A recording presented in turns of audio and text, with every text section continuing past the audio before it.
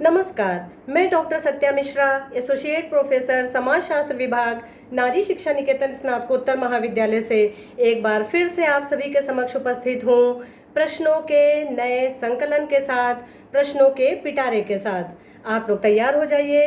वे अभ्यर्थी जो कि बीएड एंट्रेंस एग्जाम की तैयारी कर रहे हैं और जल्दी ही बीएड प्रवेश परीक्षा को देने जा रहे हैं, आप सभी लोग एक रजिस्टर और पेन रख लें और तैयार हो जाए प्रश्नों को नोट करने के लिए। आप लोगों ने मेरा पहले वाला वीडियो तो देखा ही होगा। मैंने उस वीडियो में समाजशास्त्र के उदय और विकास की व्याख्या करने का प्रयास किया था। उससे संबंधित तथ्यों को आप लोगों के समक्ष प्रस्तुत करने का प्रयास किया था। हम अपनी बात आज के व्याख्यान में वहीं से शुरू करते हैं, अर्थात हम समाजशास्त्र के इतिहास से ही अपनी बात को प्रारंभ करते हैं और आगे तक ले जाते हैं।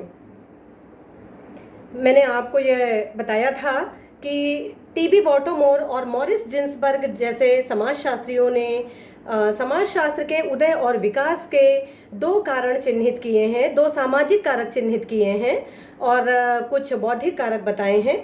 सामाजिक कारक चिन्हित किए हैं फ्रांसीसी क्रांति और औद्योगिक क्रांति को।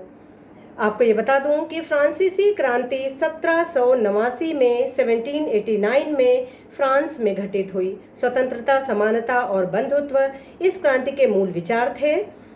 जिस समय फ्रांस में फ्रांसीसी क्रांति घटित हुई, उसके पश्चात न केवल फ्रांस में बल्कि पूरी दुनिया की राजनीतिक व्यवस्था में आमूल-चूल परिवर्तन देखे गए। फ्रांस में बौद्धिक विकास का सिलसिला जारी था। मॉन्टेस्क्यू का नाम लेना उल्लेखनीय है। मॉन्टेस्क्यू की प्रसिद्ध पुस्तक द स्पिरिट ऑफ लॉ में, जिस पुस्तक में इन्होंने पृथक्करण का सिद्धांत प्रतिपादित किया, और रूसो की पुस्तक थी द सोशल कॉन्ट्रैक्ट। इन दोनों, जिसमें सामाजिक समझौते के सिद्धांत का प्रतिपादन किया रूसो ने, ये दोनों पुस्तकें ऐसी थी जिन्होंने तत्कालीन सामाजिक विचारकों को बौद्धिक रूप से प्रभावित किया। समाजशास्त्र का जन्म फ्रांस में हुआ था। समाजशास्त्र के जनक अगस्त कॉम्ट, फ्रांसीसी समाज वैज्ञानिक अगस्त कॉम्ट थे। हमने आपसे उनकी पुस्तकों के बारे में चर्चा की थी।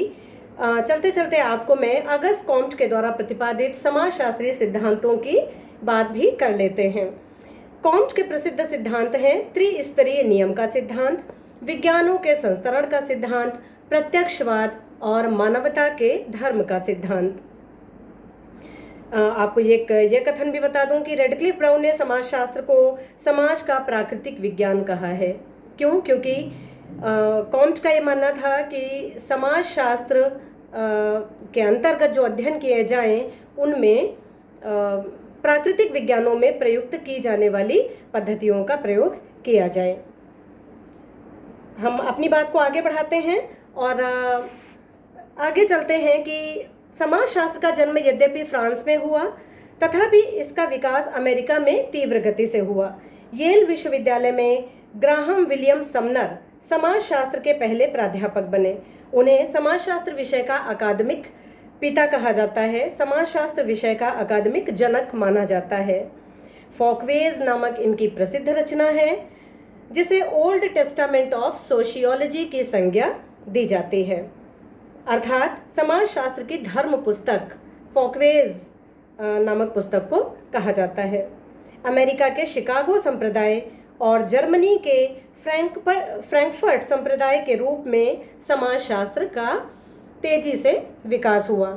आपको ये बताते चलूं कि अमेरिका का शिकागो संप्रदाय बच्चों नगरीय समाज के अध्ययन के लिए और सामाजिक पारिस्थितिकी के अध्ययन के लिए जाना जाता है। नगरीय समाजशास्त्र के जनक रॉबर्ट ई पार्क माने जाते हैं, जिनकी बहुत मशहूर पुस्तक है द सिटी। अपनी बात को हम और आगे बढ़ाते हैं और चलते हैं जर्मनी के फ्रैंकफर्ट संप्रदाय की तरफ। और आपको बता दूं कि टी.डब्ल्यू. बेंजामिन, एरिक फ्रॉम, हर्खीमर, हर्बर्ट मर्क्यूज इसके अग्रणी विचारक थे। यह संप्रदाय मार्क्सवादी चिंतन से प्रभावित था। भारत में समाजशास्त्र एक आयातित विषय था, यानी यूरोप में जन्म हुआ, उसके पश्चात भारत में इसका अध्ययन अध्यापन प्रारंभ हुआ। यहाँ यानी भारत में 1919 में पैट्रिक गिट्स के नेतृत्व में बम्बई विश्वविद्यालय में इसका अध्ययन आरंभ हुआ। पहले समाजशास्त्र अर्थशास्त्र के साथ ऐच्छिक विषय के रूप में पढ़ाया जाने लगा, फिर नागरिक शास्त्र के साथ। पैट्रिक गिट्स नगरीय अध्ययनों के लिए प्रसिद्ध हैं। पैट्रिक गिट्स के पश्चात बम्बई संप्रदाय के अंतर्गत G.S. घुरिये अगले प्रोफेसर हुए 1924 में। 1952 में G.S. घुरिये ने इंडियन सोशियोलॉजिकल सोसाइटी की स्थापना की। G.S. घुरिये को भारतीय समाजशास्त्र का पिता अथवा भारतीय समाजशास्त्र का पितामह भी कहा जाता है। बच्चों, ये जो भी तथ्य हम आपको बता रहे हैं, इन सभी पर प्रश्न बनते हैं, इसलिए आप लोग इन्हें क्रमशः नोट करते चलें। आपको यहाँ पर एक चीज़ और बता दूं कि G.S. घुरिये ने कुछ प्रसिद्ध अध्ययन किए हैं। इनका जाति का अध्ययन अत्यंत प्रसिद्ध है। कास्ट, क्लास एंड ऑक्यूपेशन नामक पुस्तक में G.S. घुरिये ने परंपरागत जाति व्यवस्था की 6 विशेषताएं स्पष्ट की हैं। इसके अतिरिक्त G.S. घुरिये की इंडियन साधुज नामक एक प्रसिद्ध पुस्तक है, जिसमें भारतीय समाज में साधुओं की भूमिका की विवेचना की है। G.S. घुरिये की एक अन्य पुस्तक है द शेड्यूल्ड ट्राइब्स। इस पुस्तक में घुरिये ने जनजातियों को पिछड़े हिंदू की संज्ञा दी है। ये सभी प्रश्न भी अत्यंत उपयोगी हैं और पूछे जाने वाले हैं या संभावित प्रश्न है कह सकते हैं। बृजेंद्र नाथ सील, जिन्हें B.N. सील कहा जाता है, के नेतृत्व में कलकत्ता विश्वविद्यालय में समाजशास्त्र का अध्ययन आरंभ हुआ और 1921 में लखनऊ संप्रदाय की स्थापना लखनऊ विश्वविद्यालय के अंतर्गत हुई। राधा कमल मुखर्जी लखनऊ संप्रदाय के प्रतिनिधि समाजशास्त्री रहे। राधा कमल मुखर्जी बच्चों सामाजिक पारिस्थितिकी के अध्ययन के लिए जाने जाते हैं और इन्होंने क्षेत्रीय समाजशास्त्र यानी रीजनल सोशियोलॉजी के क्षेत्र में अपना अमूल्य योगदान दिया। लखनऊ संप्रदाय के अन्य प्रसिद्ध नाम हैं D.P. मुखर्जी। D.P. मुखर्जी मार्क्सवादी समाजशास्त्री हैं और इनकी बहुत प्रसिद्ध पुस्तक है डाइवर्सिटीज। D.P. मुखर्जी ने परंपरा और आधुनिकता के मध्य विद्यमान द्वंद्व का विश्लेषण किया है, मार्क्सवादी परिप्रेक्ष्य के माध्यम से किया है। लखनऊ संप्रदाय से ही संबंधित एक अन्य समाजशास्त्री हैं जो कि मूल रूप से मानव शास्त्री हैं, professor D.N. Majumdar. D.N. Majumdar के जो मानव शास्त्रीय अध्ययन थे वे समाज शास्त्र में भी उतने ही उपयोगी हैं जितने कि मानव शास्त्र में। Caste and communication in an Indian village, जिसमें इन्होंने लखनऊ जिले की बख्शी का तालाब तहसील के मोहाना गांव का अध्ययन किया, इनकी अत्यंत प्रसिद्ध पुस्तक है और यह पुस्तक जजमानी व्यवस्था के अध्ययन के लिए जानी जाती है। वैसे तो ये गांव का समग्रतावादी विश्लेषण करती है, लेकिन जजमानी व्यवस्था के अध्ययन के लिए प्रसिद्ध हुई। आगे चलकर योगेश अटल और प्रोफेसर ब्रजराज चौहान इसी संप्रदाय के विद्यार्थी बने। समाजशास्त्र को विभिन्न विश्वविद्यालयों में स्थापित करने का श्रेय B.N. सील और मैसूर विश्वविद्यालय के A.R. वाडिया को दिया जाता है। यानी बृजेंद्र नाथ सील और A.R. वाडिया की सक्रिय भूमिका रही समाजशास्त्र को एक विषय के रूप में विभिन्न विश्वविद्यालयों में स्थापित करने में। जब हम समाजशास्त्र के इतिहास की बात करते हैं तो हमारे लिए आवश्यक हो जाता है कि बच्चों हम समाजशास्त्र के जो प्रारंभिक अग्रणी थे, प्रारंभिक समाजशास्त्री थे, जिन्होंने समाजशास्त्र के उदय और विकास में अपनी महत्वपूर्ण भूमिका निभाई, उन पर भी हम चर्चा करें, क्योंकि प्रश्न उन पर भी पूछे जाते हैं। बच्चों, मैं आपके समक्ष ये भी उल्लेखित करना चाहती हूँ कि मैंने स्वयं विगत कई वर्षों में न केवल B.Ed प्रवेश परीक्षा के पेपर्स सेट किए हैं, बल्कि कई अन्य प्रतियोगी परीक्षाओं के प्रश्न पत्र भी सेट किए हैं, जिससे एक मुझे ये एक्सपीरियंस भी है कि कैसे प्रश्न पूछे जाते हैं, कैसे प्रश्न हम पूछते हैं और कैसे अन्य लोग भी पूछते हैं, क्योंकि मैंने पुराने प्रश्न पत्रों का भी अध्ययन किया, उनको भी देखा। अब हम चलते हैं हर्बर्ट स्पेंसर की ओर। कॉम्ट के बाद जिनका नाम लिया जाता है समाजशास्त्र के इतिहास में, वे हैं हर्बर्ट स्पेंसर। इनका जन्म 1820 में इंग्लैंड में हुआ। स्पेंसर पेशे से इंजीनियर थे। इन्होंने उद्विकासी आधार पर समाज की व्याख्या की है। इनकी प्रमुख पुस्तकें हैं number 1 social statics, number 2 first principles, number 3 the study of sociology, number 4 principles of sociology, और नेक्स्ट है the man versus the state. Comte के बाद स्पेंसर ने समाजशास्त्र के विकास में महत्वपूर्ण भूमिका निभाई। और आपको ये भी बता दूं कि हर्बर्ट स्पेंसर प्रसिद्ध जीव वैज्ञानिक चार्ल्स डार्विन और इनकी पुस्तक द ओरिजिन ऑफ स्पीशीज से अत्यंत प्रभावित थे। इनके दो प्रमुख योगदान हैं, सामाजिक उद्विकास का सिद्धांत और दूसरा सावयववाद का सिद्धांत। तीसरा, इन्होंने सामाजिक संरचना और प्रकार्य की भी व्याख्या की है। जहां पर सामाजिक उद्विकासवाद के सिद्धांत की व्याख्या करते हैं स्पेंसर, वहां पर ये माना जाता है कि इन्होंने डार्विन से कुछ अवधारणाएं ग्रहण की। हालांकि इस पर मतभेद भी है, कुछ लोग कहते हैं कि पहले स्पेंसर ने प्रतिपादित की, लेकिन डार्विन की पुस्तकों का प्रकाशन पहले हो गया, इसलिए डार्विन ही पहले उन अवधारणाओं के प्रतिपादक माने जाते हैं। और आपको ये भी बताते चलूं कि जब हम अपने पिछले व्याख्यान में समाजशास्त्र के उदय के बौद्धिक कारकों की चर्चा कर रहे थे, तब हमने आपको बताया था कि बॉटोमोर ने चौथा बौद्धिक कारक जो बताया, तीसरा बौद्धिक कारक समाजशास्त्र के उदय का बताया है, वो है उद्विकासवाद के जीव वैज्ञानिक सिद्धांत। तो पहले तो ये बता दूं कि उद्विकासवाद क्या है। उद्विकासवाद सामाजिक परिवर्तन की एक प्रक्रिया है जिसके अंतर्गत समाज यह व्याख्या की जाती है कि समाज सरल से जटिल, निम्न से उच्च और समरूपता से विषम रूपता की ओर अग्रसरित होता है। हर्बर्ट स्पेंसर द्वारा सामाजिक उद्विकासवाद की व्याख्या सामाजिक परिवर्तन के रेखीय सिद्धांत के रूप में भी प्रसिद्ध है, जानी जाती है। इनके चूंकि डार्विन का प्रभाव है स्पेंसर के सिद्धांतों पर, इसलिए इन्हें सामाजिक डार्विनवादी भी कहा जाता है। इन्होंने योग्यतम की उत्तरजीविता का सिद्धांत प्रतिपादित किया, और इन्होंने जिस प्रकार से चार्ल्स डार्विन ने प्राकृतिक प्रवरण नेचुरल सिलेक्शन की बात की, उसी प्रकार से हर्बर्ट स्पेंसर ने सामाजिक चयन या सोशल सिलेक्शन की बात की। यानी जीव वैज्ञानिक क्षेत्र में जो उपागम लागू किया गया अध्ययन के लिए, उसे स्पेंसर ने समाज के अध्ययन में लागू किया। इनकी अगली अवधारणा है सावयववाद की अवधारणा। सावयववाद की अवधारणा के अंतर्गत सावयव या जीव से समाज की तुलना की गई है, और जिसके अंतर्गत ये मानना है कि जिस प्रकार से मानव शरीर की विभिन्न इकाइयां अपना अलग अलग कार्य करते हुए भी व्यवस्था को बनाए रखती हैं, उसी प्रकार से सावयव भी समाज की विभिन्न इकाइयां अपना पृथक पृथक कार्य करते हुए भी व्यवस्था को बनाए रखता है। यही विचार आगे चलकर प्रकार्य के नाम से जाना जाने लगा, जहां पर सामाजिक व्यवस्था की बात की जाती है।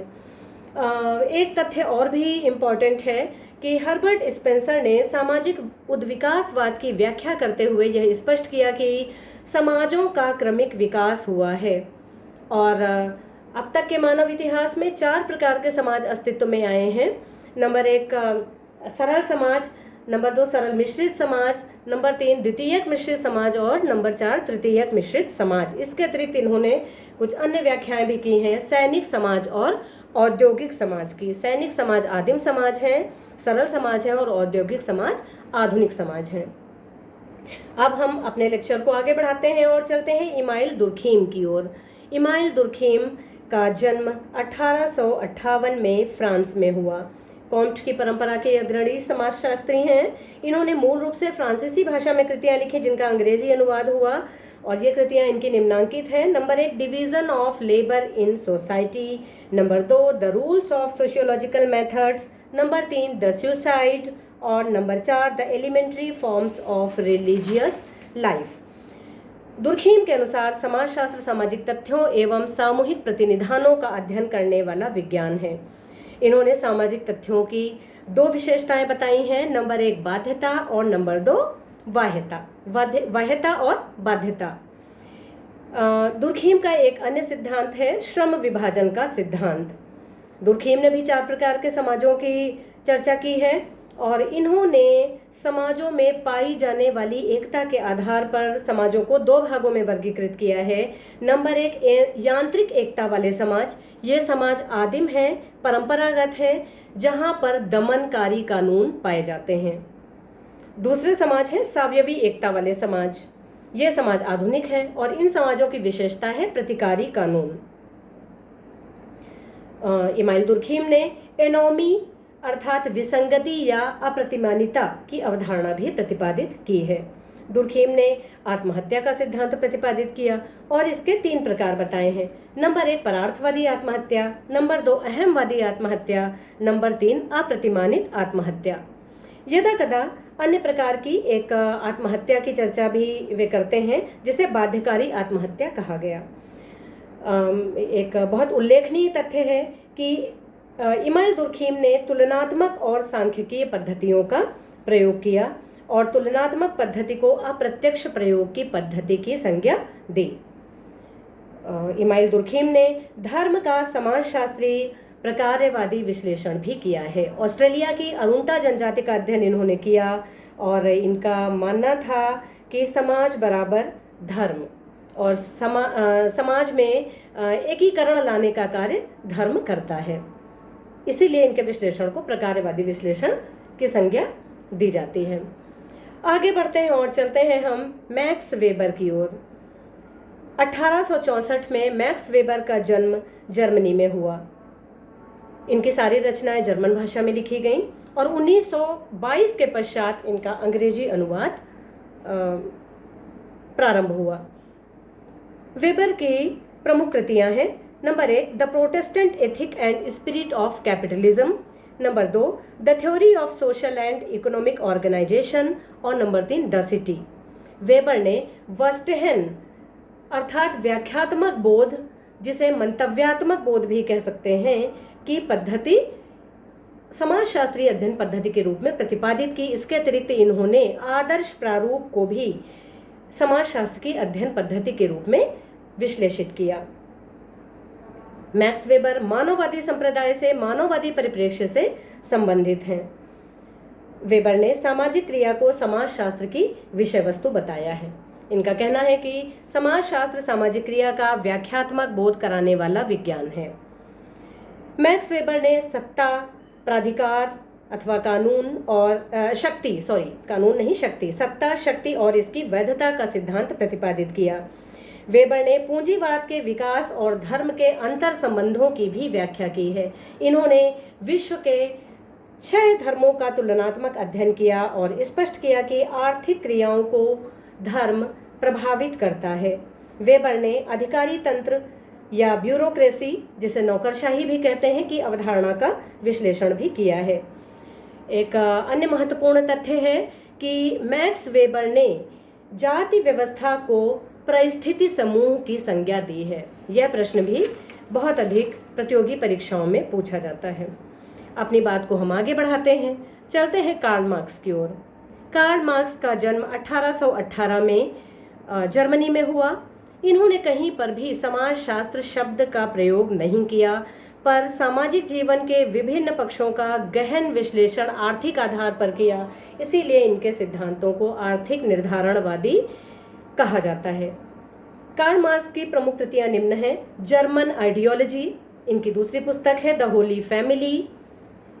नेक्स्ट पुस्तक है द कम्युनिस्ट मैनिफेस्टो। अगली पुस्तक है दास कैपिटल और एक अन्य पुस्तक है the poverty of philosophy. Karl Marx के प्रमुख सिद्धांत हैं। नंबर 1 द्वंद्वात्मक भौतिकवाद का सिद्धांत, नंबर 2 ऐतिहासिक भौतिकवाद का सिद्धांत और नंबर 3 वर्ग और वर्ग संघर्ष का सिद्धांत। आपको यह भी बताती चलूं कि इनके वर्ग और वर्ग संघर्ष के सिद्धांत से संबंधित प्रश्न भी परीक्षाओं में पूछे जाते हैं और इनकी पद्धति को द्वंद्वात्मक पद्धति कहा जाता है, मार्क्सवादी या द्वंद्वात्मक पद्धति कहा जाता है। और इनका मार्क्स का मानना है कि आधुनिक पूंजीवादी समाजों में 2 प्रकार के वर्ग पाए जाते हैं। पहला पूंजीपति या बुर्जुआ वर्ग और दूसरा श्रमिक या सर्वहारा वर्ग। इनका मानना है कि बुर्जुआ वर्ग और सर्वहारा वर्ग दोनों उत्पादन के स्वामित्व के आधार पर, उत्पादन के साधनों के स्वामित्व के आधार पर निर्मित होते हैं। बुर्जुआ उत्पादन के साधनों के स्वामी होते हैं, जिन्हें इन्होंने हैव्स कहा, और श्रमिक वर्ग या सर्वहारा उत्पादन के साधनों पर कार्य करने वाले होते हैं, जिन्हें कार्ल मार्क्स ने हैव्स नॉट कहा, अर्थात जो उत्पादन के साधनों के स्वामी नहीं हैं। इन्होंने वर्ग की स्थिति की भी चर्चा की है और ये बताया है कि जो सर्वहारा वर्ग है इसकी दो स्थितियां होती हैं, एक अपने में वर्ग और दूसरा अपने लिए वर्ग। अपने में वर्ग वह वर्ग है जो सचेत नहीं है, जागरूक नहीं है, अपने हितों के प्रति चेतन नहीं है, और दूसरा है अपने लिए वर्ग जो कि अपने हितों के प्रति जागरूक है। इसके आगे हम यहाँ पर एक अन्य समाजशास्त्री के योगदान का भी विश्लेषण करना उपयुक्त समझते हैं। इनका नाम है विल्फ्रेडो पेरेटो। विल्फ्रेडो पेरेटो का जन्म इटली में हुआ 1848 में। इनकी प्रसिद्ध रचना है माइंड एंड सोसाइटी, यह भी बहुत पूछी जाती है। इन्होंने सर्वप्रथम अभिजन की अवधारणा का प्रयोग किया और अभिजन वर्ग के परिभ्रमण का सिद्धांत प्रतिपादित किया, जो कि सामाजिक परिवर्तन के चक्रीय सिद्धांत के रूप में प्रसिद्ध है। इनका एक प्रसिद्ध कथन है, ये कथन भी बहुत पूछा जाता है कि इतिहास कुलीन तंत्र की कब्रगाह है। ये कथन किसका है? विल्फ्रेडो पेरेटो का। विल्फ्रेडो पेरेटो ने अभिजन वर्ग के दो भेद किए हैं, एक शासक अभिजन और दूसरे अशासक अभिजन। जो शासक अभिजन हैं उनमें उनके भी दो प्रकार बताए हैं, एक शेर और लोमड़ी। इन्होंने सामाजिक क्रिया की भी व्याख्या की है। इनके अनुसार दो प्रकार की सामाजिक क्रियाएं हैं, तार्किक और अतार्किक सामाजिक क्रिया। इन्होंने सामाजिक क्रिया की व्याख्या के दौरान भ्रांत तर्क और अवशेष की भी बात की है। इन सभी अवधारणाओं की विस्तार से चर्चा बच्चों हम अपने किसी अगले व्याख्यान में करेंगे। अभी आपके लिए इतना जानना ही उपयुक्त है। आपको यह भी बता दूं कि बीएड में जो कला विषय के विद्यार्थी हैं उन सभी को अनिवार्य रूप से समाजशास्त्र के कुछ प्रश्न हल करने होते हैं। तो उसमें ऐसे विद्यार्थी भी सम्मिलित होते हैं जिन्होंने समाजशास्त्र को एक विषय के रूप में नहीं पढ़ा है। तो मेरा उद्देश्य है कि हम सरल ढंग से व्याख्या करें और आपकी अधिक से अधिक सहायता करें। बच्चों, आज के व्याख्यान में हम आपको ये बता दें कि आपको हमारे ये जो वीडियो मैं कई भागों में तैयार कर रही हूँ, इसको बहुत गंभीरता के साथ देखने, इससे संबंधित प्रश्नों को नोट करने के अतिरिक्त आपको कुछ अन्य चीज़ें भी अगर आप पढ़ लें तो आपको अधिक सहायता मिलेगी। यूपी बोर्ड की इंटरमीडिएट की समाजशास्त्र विषय की पुस्तक और या फिर एनसीईआरटी की कक्षा 11 और 12 की समाजशास्त्र विषय की पुस्तकें अगर हमारे लेक्चर के साथ साथ आप पढ़ लें तो आपका समग्र समाजशास्त्र तैयार हो जाएगा। वैसे मैं प्रयास कर रही हूँ कि आपको हमारे व्याख्यान सुनने के बाद अलग से कुछ पढ़ने की आवश्यकता न रह जाए। अभी आगे हम इसकी अगली श्रृंखला को लेकर बहुत जल्दी आपके समक्ष आएंगे। और बच्चों, आपको साथ में मैं ये भी बताते चलूँ कि आप अन्य विषयों से संबंधित प्रश्नों को तैयार करने के लिए, जैसे कि भूगोल, इतिहास, नागरिक शास्त्र, आप कक्षा 7, 8, 9, 10 की पुस्तकें और यूपी बोर्ड में पढ़ाई जाने वाली कक्षा 10 और 12 की पुस्तकें और एनसीईआरटी की कक्षा 11 और 12 की पुस्तकों का अध्ययन कर लें तो न केवल आपकी बीएड की तैयारी हो पाएगी बल्कि आपकी अन्य प्रतियोगी परीक्षाओं की बहुत बेहतर ढंग से तैयारी संभव हो सकेगी। हम अपने व्याख्यान में बच्चों आपको बताएंगे सामाजिक परिवर्तन की अवधारणा से संबंधित प्रश्न, सामाजिक नियंत्रण, प्राथमिक अवधारणाओं की चर्चा करेंगे, सामाजिक प्रक्रियाओं की व्याख्या करेंगे, प्रसिद्ध कथनों और प्रसिद्ध पुस्तकों की सूची के साथ शीघ्र ही हम फिर उपस्थित होंगे। तब तक के लिए आप लोग तैयारी करें और बाय बाय, फिर मिलते हैं। Best of luck.